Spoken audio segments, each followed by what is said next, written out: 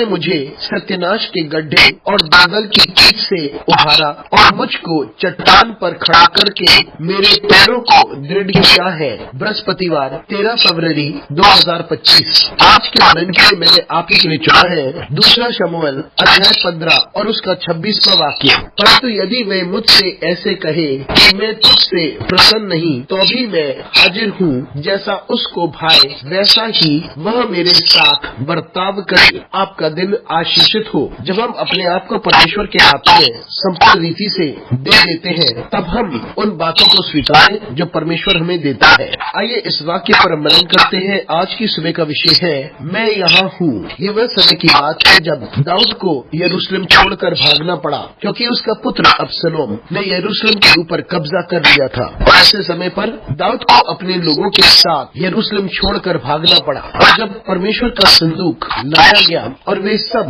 यरूशलेम को छोड़कर जा रहे थे, तब दाऊद ने जदोक से कहा कि वे परमेश्वर के संदूक को वापस शहर ले जाए। और दाऊद ने उससे यह कहा कि यदि मैं परमेश्वर की निगाह में एहसान प्राप्त करता हूँ, तो परमेश्वर स्वयं मुझे वापस लेकर आएगा। और यदि परमेश्वर मेरे साथ प्रसन्न न हो, तो जैसा परमेश्वर चाहे वो वैसा मेरे साथ करे और मैं उसे स्वीकारूंगा। मित्रों, दाऊद ने अपने आप को संपूर्णता परमेश्वर के हाथों में अपने आप को सौंप लिया था। जो भी परमेश्वर ने उसे दिया, उसे दाऊद ने स्वीकार लिया, और जो भी परमेश्वर ने उससे ले लिया था, उसे भी स्वीकार लिया था। जब वे भाग रहा था या अपने स्वयं के पुत्र से दूर भाग रहा था, और जिस शहर पर वे राज्य कर रहा था, उसे जब वे छोड़ रहा था, तब वे कहता है कि परमेश्वर वैसा ही करे जैसे परमेश्वर को सही लगे। और जो भी परमेश्वर करता है, उसे स्वीकारने के लिए मैं तैयार हूँ। ये हम सभी के लिए एक कठिन कार्य है, और हम अपने आप को परमेश्वर के हाथों में सौंपे इस तरीके से कि परमेश्वर की हम सेवा करें,